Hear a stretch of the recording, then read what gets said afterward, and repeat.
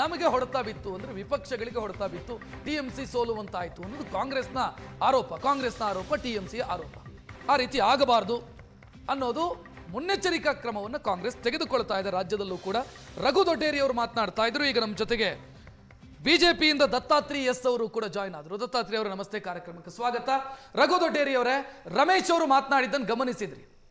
ತುಂಬಾ ಸಿಂಪಲ್ ಆದಂತ ಪ್ರೊಸೀಜರ್ ಇದೆ, ಪಾರದರ್ಶಕವಾಗಿದೆ.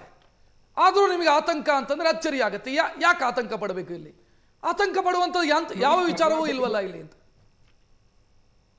ನೋಡಿ ರಕ್ಷಿತ್, ಈಗ ಇಲ್ಲಿಯವರೆಗೂ ಪಶ್ಚಿಮ ಬಂಗಾಳ, ಬಿಹಾರ, ಬೇರೆ ಬೇರೆ ರಾಜ್ಯಗಳಲ್ಲಿ ಹೇಗೆ ವೋಟರ್ ಅನ್ನ ಡಿಲೀಟ್ ಮಾಡಿದ್ದಾರೆ, ಹಾಗೆ ಕರ್ನಾಟಕದಲ್ಲಿ ಅನ್ಮ್ಯಾಪ್ ಆಗಿರ್ತಕ್ಕಂಥ ವೋಟರ್ಸ್ ಸರಿಸುಮಾರು 50 ಲಕ್ಷ. ಅಂದ್ರೆ ಇಲ್ಲಿಯವರೆಗೂ 50 ಲಕ್ಷ ಮತದಾರರನ್ನ ಲಾಜಿಕಲಿ ಡಿಲೀಟ್ ಆಗಿದೆ ಅಂತ ಅರ್ಥ. ಸೊ ಈಗ ರಮೇಶ್ ಸರ್ ಏನ್ ಮಾತಾಡ್ತಾ ಇದ್ರು, ರಮೇಶ್ ಸರ್ ಮಾತಾಡ್ತಾ ಇರ್ತಕ್ಕಂಥ ಒಂದು 2002 ಇರ್ತಕ್ಕಂಥ ಮತಗಳನ್ನ ವೋಟರು ಮತ್ತೆ 2025 ಇರ್ತಕ್ಕಂಥ ವೋಟು ಟ್ಯಾಲಿ ಆಗಿದ್ರೆ ಅವ್ರಿಗೆ ಎನಿಮಿನೇಷನ್ ಫಾರ್ಮ್ ಫಿಲ್ ಆಗಿ ಬರ್ತದೆ. ಆ ಎನಿಮಿನೇಷನ್ ಫಾರ್ಮ್ ಅನ್ನ ವ್ಯಾಲಿಡೇಷನ್ ಅಂದ್ರೆ ವಾಸ ದೃಢೀಕರಣ ಪತ್ರವನ್ನ ಈಗ ಮಾಡ್ತಾ ಇದ್ದಾರೆ. ನೀವು ಕೇಳಿರ್ತಕ್ಕಂಥ 2 ಪ್ರಶ್ನೆಗೆ ಸರ್ ಉತ್ತರ ಕೊಡ್ಲಿಲ್ಲ, ನಾನ್ ಪ್ರಶ್ನೆ ಕೇಳೋಣ ಅಂತ ಅನ್ಕೊಂಡೆ, ಅಷ್ಟರಲ್ಲಿ ಅವರು ಎಕ್ಸಿಟ್ ಆದ್ರು. ಏನು ಅಂತ ಹೇಳಿದ್ರೆ, ಇನ್ ಕೇಸ್ ಆ ಎನಿಮಿನೇಷನ್ ಏನು, ಈಗ ನಾವು ಮ್ಯಾಪಿಂಗ್ ನಂದು ಆಗಿಲ್ಲ, ನನ್ನ ವೋಟು 2002 ಇಲ್ಲ, ನನ್ನ ಮ್ಯಾಪಿಂಗ್ ಆಗಿಲ್ಲ ಅಂತಂದ್ರೆ ಬ್ಲಾಂಕ್ ಎನಿಮಿನೇಷನ್ ಫಾರ್ಮ್ ಅನ್ನ ಕೊಡ್ತಾರೆ. ಆ ಬ್ಲಾಂಕ್ ಎನಿಮಿನೇಷನ್ ಫಾರ್ಮ್ ಅನ್ನ ಸಬ್ಮಿಟ್ ಮಾಡಿದ್ರೆ ನಥಿಂಗ್ ಬಟ್ ಹೊಸದಾಗಿ ನಾನು ರಿಜಿಸ್ಟರ್ ಮಾಡಿದಾಗೆ ಆಗ್ತದೆ. ಸೊ ಈಗ ನಮ್ಮ ಆತಂಕ ಇರ್ತಕ್ಕಂಥದ್ದು, ಕರ್ನಾಟಕದಲ್ಲಿ ಸರಿಸುಮಾರು 50 ಲಕ್ಷ ಮತದಾರರನ್ನ ಏನು ಈಗಾಗಲೇ ಡಿಲೀಟ್ ಮಾಡಿದ್ದಾರೆ. ಸೊ ಅದನ್ನ ನಾವು ಹೊಸದಾಗಿ ಪ್ರಕ್ರಿಯೆಯನ್ನ ಪ್ರಾರಂಭ ಮಾಡಬೇಕು, ಮತ್ತೆ ಡಾಕ್ಯುಮೆಂಟೇಶನ್ ಕೊಡ್ಬೇಕು. ಅದನ್ನ ಐ ಥಿಂಕ್ ನನ್ನ ಇದ್ರ ಪ್ರಕಾರ ಬೇರೆ ಬೇರೆ ರಾಜ್ಯಗಳಲ್ಲಿ ನಡೆದಿರ್ತಕ್ಕಂಥ ಪ್ರಕ್ರಿಯೆ ಆಧಾರದ ಮೇಲೆ ಹೇಳ್ತೇನೆ, ಕರ್ನಾಟಕದಲ್ಲಿ ರಘು ದೊಡ್ಡೇರಿ ಅವರು ತಾವು 50 ಲಕ್ಷ ಅಂತ ಒಂದು ನಂಬರ್ ಹೇಳ್ತಾ ಇದ್ದೀರಿ, ಕರೆಕ್ಟ್? ಹೌದು. ಹಾಗಂತ ಈ 50 ಲಕ್ಷವೂ ಕೂಡ ಅರ್ಹ ಮತದಾರರು ಅಂತ ಹೆಂಗ್ ಭಾವಿಸೋದಕ್ಕೆ ಸಾಧ್ಯ ಇದೆ? ಡುಪ್ಲಿಕೇಟ್ ವೋಟರ್ಸ್ ಇರ್ಲಿಲ್ಲ ಅಂತ ನೀವು ಹೇಳ್ತೀರಾ, ಎರಡೆರಡು ಕಡೆ ವೋಟಿಂಗ್ ರೈಟ್ಸ್ ಇದ್ದವರು ಇಲ್ಲ ಅಂತ ಹೇಳ್ತೀರಾ ನೀವು? ಇದೇ ತಾನೇ ಅದು? ಅಲ್ಲ, ಅದೇ ಕಾರಣಕ್ಕಾಗಿ ತಾನೇ ಈಗ SIR ಮಾಡ್ತಾ ಇರೋದು. SIR ಮಾಡ್ತಾ ಇರ್ತಕ್ಕಂಥದ್ದು ಕೇವಲ ಏನು ಬಿಜೆಪಿಯನ್ನ ಅಧಿಕಾರಕ್ಕೆ ತರ್ತಕ್ಕಂತ ಒಂದು ಪ್ರಯತ್ನ ಅಷ್ಟೇ ಹೊರತು ಬೇರೆ ಯಾವುದೇ ಕಾರಣ ಅಲ್ಲ. ಪ್ರತಿ ವರ್ಷ SIR ಪ್ರಕ್ರಿಯೆ SSR ಮಾಡ್ತಾನೆ ಇದ್ರು. ಸ್ಪೆಷಲ್ ರಿವಿಷನ್ ನಡೀತಾನೆ ಇತ್ತು. ಪ್ರತಿ ವರ್ಷ ಆಗಸ್ಟ್ ಶುರು ಆಗ್ತಾ ಇತ್ತು, ಸೆಪ್ಟೆಂಬರ್ ಅಲ್ಲಿ ರಿಲೀಸ್ ಮಾಡ್ತಾ ಇದ್ರು, ಜನವರಿ 15ನೇ ತಾರೀಕು ಅದನ್ನ ಫೈನಲ್ ಆಗಿ ರಿಲೀಸ್ ಮಾಡ್ತಾ ಇದ್ರು. ಈ ಪ್ರಕ್ರಿಯೆ ಪ್ರತಿ ವರ್ಷ ನಡೀತಿದ್ರು ಕೂಡ ಯಾಕೆ ಡೂಪ್ಲಿಕೇಟ್ಸ್ ಅನ್ನ ಡಿಲೀಟ್ ಮಾಡಿಲ್ಲ, ಅಥವಾ ಯಾಕೆ ಏನು ತೀರೋಗಿರ್ತಕ್ಕಂಥವ್ರ ಸತ್ತೋಗಿರ್ತಕ್ಕಂಥವ್ರನ್ನ ಡಿಲೀಟ್ ಮಾಡಿಲ್ಲ, ಹೊಸದಾಗಿ ಬಂದವ್ರನ್ನ 18 ವರ್ಷ ಆಡ್ ಮಾಡ್ಬೇಕು ಅಂತಾರೆ. ಇದು ಚುನಾವಣಾ ಆಯೋಗದ ಜವಾಬ್ದಾರಿ. ಸರ್, ಅಧಿಕಾರಿಗಳು ಕರ್ನಾಟಕ ರಾಜ್ಯ ಸರ್ಕಾರದ ಅಧಿಕಾರಿಗಳೇ ಈ ಪ್ರೊಸೀಜರ್ ಅಲ್ಲಿ ಇರೋದು. ನಿಮ್ಮದೇ ಅಧಿಕಾರಿಗಳ ಮೇಲೆ ನಿಮಗೆ ಅಪನಂಬಿಕೆನ ಹಾಗಿದ್ರೆ? ನೋಡಿ, ಇನ್ಸ್ಟ್ರಕ್ಷನ್ ರಕ್ಷಿತ್ ಅವರೇ, ನೋಡಿ, ಚುನಾವಣಾ ಆಯೋಗ ಅಧಿಕಾರಿಗಳು ಕರ್ನಾಟಕದವರೇ ಆದ್ರೂ ಕೂಡ ಅಲ್ಲಿ ಚುನಾವಣಾ ಆಯೋಗ ಇನ್ಸ್ಟ್ರಕ್ಷನ್ ಕೊಡ್ತಕ್ಕಂಥ ಬಾಸು ಎಲೆಕ್ಷನ್ ಕಮಿಷನ್. ಆ ಎಲೆಕ್ಷನ್ ಕಮಿಷನ್ ಅಪಾಯಿಂಟ್ ಮಾಡೋರು ಕೇಂದ್ರ ಸರ್ಕಾರ. ಸೊ ಕೇಂದ್ರ ಸರ್ಕಾರದ ಅಣತಿಯಿಂದ ಕೆಲಸ ಮಾಡ್ತಾ ಇರೋದ್ರಿಂದ ಬೇರೆ ಬೇರೆ ರಾಜ್ಯಗಳಲ್ಲಿ ಹೇಗೆ ವಾಮ ಮಾರ್ಗದಿಂದ ಚುನಾವಣೆಯನ್ನ ಗೆದ್ದಿದ್ದಾರೆ, ಅದೇ ರೀತಿ ಕರ್ನಾಟಕದ ಸರಿಸುಮಾರು 85ರಿಂದ 90 ವಿಧಾನಸಭಾ ಕ್ಷೇತ್ರಗಳಲ್ಲಿ ಯಾವ ಕ್ಷೇತ್ರಗಳಲ್ಲಿ 10,000 ಮತಗಳಲ್ಲಿ ಗೆದ್ದಿದ್ದಾರೆ, ಸೋತಿದ್ದಾರೆ ಎನ್ನುವ ಕೇರಳದಲ್ಲಿ ಪ್ರೊಸೀಜರ್ ನೀಟಾಗಿ ಆಯ್ತು. ನೀವೇ ಅಧಿಕಾರಕ್ಕೆ ಬಂದ್ರಿ ತಾನೇ ಕೇರಳದಲ್ಲಿ SIR ಆಯ್ತು, ನೀಟಾಗಿ ಆಯ್ತು, ನೀವೇ ಅಧಿಕಾರಕ್ಕೆ ಬಂದ್ರಿ. ಅಲ್ಲಿ ಆರೋಪ ಮುಕ್ತವಾಗಿ SIR ಪ್ರಕ್ರಿಯೆ ನಡೆಯಿತು. ಅಲ್ಲೂ ಕೂಡ ಡಿಲೀಟ್ ಮಾಡುವಂತ ಪ್ರಕ್ರಿಯೆ ಮಾಡಿದ್ದಾರೆ. ಆದ್ರೆ ಪ್ರಾಬ್ಲಮ್ ಏನಾಗಿದೆ ಅಂತ ಅಂದ್ರೆ, ಅಲ್ಲಿ ಹುಷಾರಾಗಿದ್ದ ಕಾರಣದಿಂದ ಅಲ್ಲಿ ಡಿಲೀಟ್ ಆಗಿದೆ. ಇನ್ ಕೇಸ್ ಕೇರಳ ಸರ್ಕಾರ ಹುಷಾರಾಗಿಲ್ಲ ಅಂತ ಅಂದಿದ್ರೆ ನೀವು ಹುಷಾರಾಗಿರಿ, ಯಾರು ಬೇಡ ಅಂದ್ರು? ನೀವು ಹುಷಾರಾಗಿರಿ. ಹುಷಾರಾಗೋದಿಕ್ಕಲ್ಲ, ಈಗ ಗುಡ್ಡಗಾಡು ಪ್ರದೇಶಗಳಲ್ಲಿ ಈಗ ಮಳೆ ಬೀಳ್ತು, ಎಂಟೈರ್ ಕಳೆದ 4-5 ವರ್ಷ ಕೇರಳದಲ್ಲೆಲ್ಲ ಸ್ಥಿತಿನೇ ಇದೆಯಾ ಸರ್? ಆ ಡಾಕ್ಯುಮೆಂಟ್ಸ್ ಗಳು ಎಲ್ಲಿದೆ? ಆ ಡಾಕ್ಯುಮೆಂಟ್ಸ್ ಅನ್ನ ಕೊಡಿ ಅಂತ ಕೇಳ್ತೀನಿ. ಕೇರಳದಲ್ಲಿ ಆಗತ್ತೆ ಕರೆಕ್ಟ್ ಆಗಿ ಅಂತಂದ್ರೆ ಕರ್ನಾಟಕದಲ್ಲಿ ಯಾಕೆ ಆಗಬಾರದು? ನೀವು ಮುತುವರ್ಜಿ ವಹಿಸಿ, ಎಚ್ಚರಿಕೆ ವಹಿಸಿ. ನಿಮ್ಗೆ ರಾಜಣ್ಣ ಅವ್ರು ಹೇಳಿದ ನೆನಪಿದೆ ಅಂತ ನಾನು ಭಾವಿಸ್ತೀನಿ.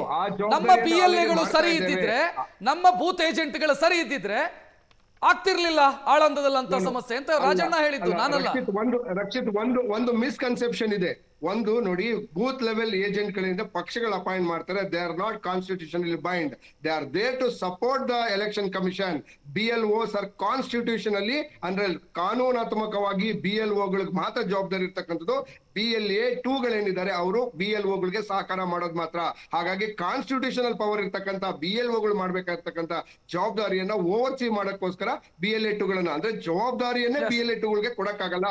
ಹಾಗಿದ್ರೆ BLA 2 ಚುನಾವಣಾ ಆಯೋಗ ಸ್ಯಾಲರಿ ಮೇಲೆ ರೈಡ್ ಮಾಡ್ಕೊಳ್ಳಿ. ಸೊ ನೀವು ಅನುಮಾನದಿಂದಲೇ ಇಡೀ ಪ್ರಕ್ರಿಯೆಯನ್ನು ಈ ಹಂತದಲ್ಲಿ ನೋಡ್ತಾ ಇದ್ದೀರಿ, ನೀವು ಅನುಮಾನದಿಂದಲೇ ಇಡೀ ಪ್ರಕ್ರಿಯೆಯನ್ನು ನೋಡ್ತಾ ಇದ್ದೀರಿ.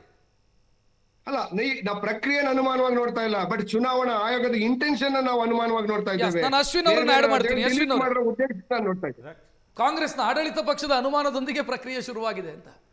ಸರ್, ದಯಮಾಡಿ ಜನರಿಗೆ ಗೊಂದಲ ಮಾಡೋದು ಬೇಡ. ಮತದಾರರು, ಅದರಲ್ಲಿ ಜನಸಂಖ್ಯೆ ಅನ್ನೋದಕ್ಕಿಂತ ಮತದಾರರಿಗೆ ಗೊಂದಲ ಯಾವ ಪಕ್ಷಗಳು ಮಾಡಬಾರ್ದು. ಯಾಕೆಂದರೆ ಈ ಒಂದು ವಿಶೇಷ ಸಮಗ್ರ ಪರಿಷ್ಕರಣೆ SIR ಯಾವ ಪಕ್ಷದ ಆಸ್ತಿ ಅಲ್ಲ, ಮತದಾರರ ಹಕ್ಕು.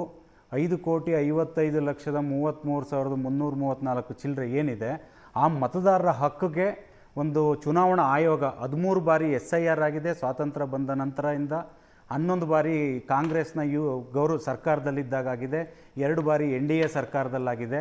ಕಾಂಗ್ರೆಸ್ ಅವರು ಈ ಹಿಂದೇನೂ ಹೇಳ್ತಾ ಇದ್ರು ನೋಡಿ, ಬಿಹಾರಲ್ಲಾಯಿತು JDU ಗೆಲ್ತು, ಅಲ್ಲೂ ಆಗಾಗದಾಗಿದ್ರೆ ಇನ್ನೊಂದು ಪಕ್ಷ ಗೆದ್ಕೊಂಡು ಹೋಗಿರೋದು. ವೆಸ್ಟ್ ಬೆಂಗಾಲಲ್ಲಾಯಿತು, ತಮಿಳ್ನಾಡಲ್ಲಿ ಪ್ರತಿ ವಿಧಾನಸಭಾವಾರು 40,000 ವೋಟ್ಗಳು ಡಿಲೀಟ್ ಆಯ್ತು ಸರ್. ಬಿಹಾರಲ್ಲಿ, ವೆಸ್ಟ್ ಬೆಂಗಾಲಲ್ಲಿ 19,000 ಆವ್ರೇಜ್ ತಗೊಂಡ್ರೆ. ಯಾವತ್ತು SIR ಏನಕ್ಕೆ ಅಂತಂದರೆ ಅರ್ಹ ಮತದಾರನ ಒಳ ಸೇರಿಸೋಂಥ ಕೆಲಸ ಆಗಬೇಕು, ಏಕಮತ ಏಕ ವ್ಯಕ್ತಿ ಆಗಬೇಕು. ಇದನ್ನು ಬಿಟ್ಟು 4 ಪಾಯಿಂಟ್ಸ್, ಯಾಕೆಂದರೆ ಜನರು ನೋಡ್ತಿದ್ದಾರೆ ವಾಹಿನಿನ, ಅವ್ರಿಗೆ ಗೊತ್ತಾಗಬೇಕು ಆ ಮತದಾರ ಆ ಮನೆಯಲ್ಲಿ ಇದ್ದಾರಾ ಅಂತ 1 ಪಾಯಿಂಟ್ ಅಷ್ಟೇ ಸರ್. ಆ ಮತದಾರ ಮರಣ ಹೊಂದಿದಾರ ಅಂತ 2ನೇ ಪಾಯಿಂಟು. ಆ ಮತದಾರ ಬೇರೆ ಕಡೆ ಶಿಫ್ಟ್ ಆಗಿದ್ದಾರ ಅಂತ 3ನೇ ಪಾಯಿಂಟ್. ಆ ಮತದಾರ 2 ವೋಟರ್ ID ಇಟ್ಕೊಂಡಿದ್ದಾರೆ. ಇಷ್ಟು ಬಿಟ್ಟರೆ ಕಾಂಗ್ರೆಸ್ ಅವರು ಕಳೆದ 6 ತಿಂಗಳಿಂದ SIR ಬಗ್ಗೆ ಇಲ್ಲ ಸಲ್ಲದ ಆರೋಪಗಳನ್ನ ಮಾಡ್ತಿದ್ದಾರಲ್ಲ, ಅದು ಶುದ್ಧ ತಪ್ಪು. ಯಾಕೆಂದರೆ ಆಳಂದದಲ್ಲಿ ಹೇಳಿದ್ರು 6,007 ಮತ ವೋಟ್ ಚೋರಿಯಾಗಿದೆ ಅಂತ, ಮಹಾದೇವಪುರದಲ್ಲಿ ಹೇಳಿದ್ರು 1,18,000 ವೋಟ್ ಚೋರಿಯಾಗಿದೆ. ಹೈಕೋರ್ಟು ಸುಪ್ರೀಂ ಕೋರ್ಟ್ ಆದಿಯಾಗಿ ಪ್ರೂಫ್ ಕೇಳಿದ್ರು, ಇವರು ಪ್ರೂಫ್ ಕೊಡಲಿಲ್ಲ, ಬರೀ ಮೈಕ್ ಮುಂದೆ SIR ತಪ್ಪು ಅಂತ ಹೇಳ್ತಾ ಬಂದರು. ಆದರೆ ಕಳೆದ 15 ದಿನದಿಂದ ಕಾಂಗ್ರೆಸ್ನ ಸರ್ಕಾರದವ್ರು ಹೇಳ್ತಾ ಬಂದರು, ಎಲ್ಲೋ SIR ಒಳ್ಳೇದಿದೆ, ಅರ್ಹ ನಾಗರಿಕರು ಅರ್ಹ ಮತದಾರರನ್ನು ಒಳಗಡೆ ಸೇರಿಸೋಂಥ ಕೆಲಸ, ಅನರ್ಹರನ್ನು ಬಿಡೋ ಅಂಥ ಕೆಲಸ. ವಲಸೆ ಬಂದಿರ್ತಾರೆ, ಇಲ್ಲ ಒಂದು ಹಳ್ಳಿಯಿಂದ ಪಟ್ಟಣಕ್ಕೆ ಬಂದಿರ್ತಾರೆ, ಒಂದು ಬೈ ಎಲೆಕ್ಷನ್ ಆಯಿತು, ಸಾರ್ವತ್ರಿಕ ಚುನಾವಣೆ ಆಯಿತು, ಬರೀ 50% ಮತ ಹಾಕೋದು, 60% ಮತ ಹಾಕೋದೇ ಇಲ್ಲ. ರಜೆ ಇದೆ, ಬೈ ಎಲೆಕ್ಷನಲ್ಲಿ ಎಲ್ಲ ಒಂದು ಕಡೆ ಎಲೆಕ್ಷನ್ ಆಗ್ತದೆ, ಇವತ್ತು ನನಗೆ ರಜೆ ಇಲ್ಲ ಬಿಡು ಇಲ್ಲಿರ್ತೀವಿ ಅಂತ. ಸಾರ್ವತ್ರಿಕ ಚುನಾವಣೆಯಲ್ಲಿ ಆಗಲ್ಲ. ಹಾಗಾಗಿ ಜವಾಬ್ದಾರಿಯುತವಾದಂಥ ಪಕ್ಷಗಳಿಗೆ ಚುನಾವಣಾ ಆಯೋಗ ಈಗೇನು ಆಫೀಸರ್ಸ್ ಎಕ್ಸ್ಪ್ಲೈನ್ ಮಾಡ್ತಿದ್ದಾರೆ ಸರ್, BLA ಆಗಬೇಕು ಅಂತ BLAಗಳನ್ನ ಗುರುತಿಸಿ ಅಂತ ಹೇಳಿದ್ದಾರೆ. ಎಲ್ಲ ಪಕ್ಷಗಳು, ಈಗ ಬೇರೆ ಪಕ್ಷಗಳು ಗೊತ್ತಿದೆಯಾ ಗೊತ್ತಿಲ್ಲ, ಕಳೆದ 4 ತಿಂಗಳಿಂದ ಕರ್ನಾಟಕದಾದ್ಯಂತ ನಮ್ಮಲ್ಲಿ ಎಲ್ಲಿ ಶಕ್ತಿ ಇದೆ ಅಲ್ಲೆಲ್ಲ BLAಗಳನ್ನ ಗುರುತಿಸಿದ್ದೀವಿ.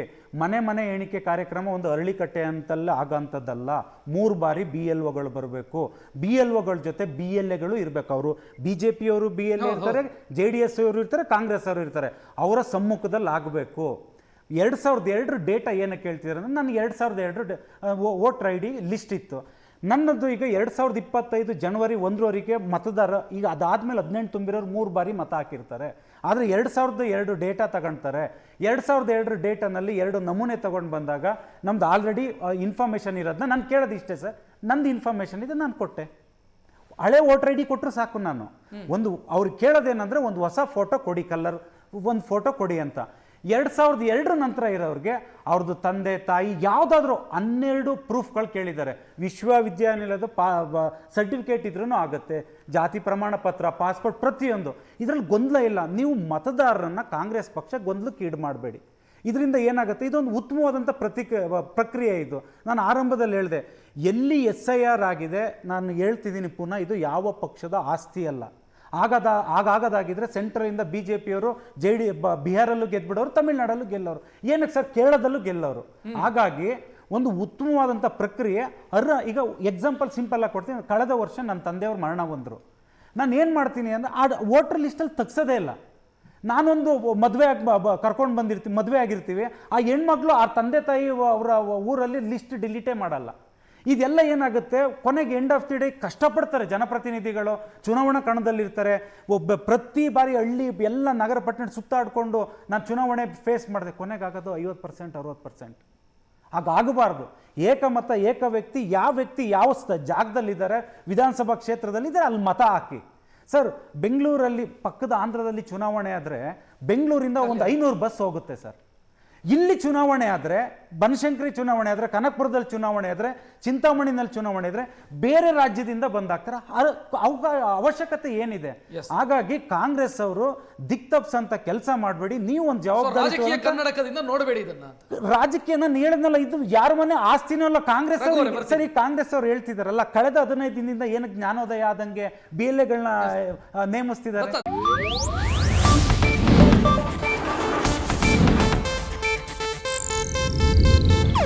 ಇದು ಏಷ್ಯಾನೆಟ್ ನ್ಯೂಸ್ ನೆಟ್ವರ್ಕ್ ಪ್ರಸ್ತುತಿ.